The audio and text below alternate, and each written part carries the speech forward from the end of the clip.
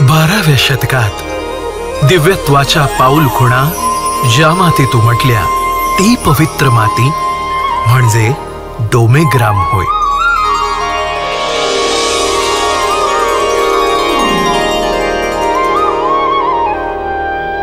आजचे कमालपूर हे 12व्या शतकातील डोमेग्राम या नावाने ओळखले जात होते.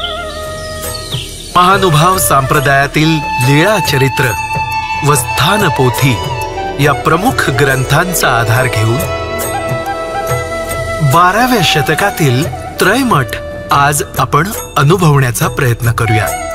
जीवांना घडवून मढवून योग्य करणाऱ्या अशा एकंदरीत 50 महत्वपूर्ण लीळा या ओट्यावर घडल्या आहेत.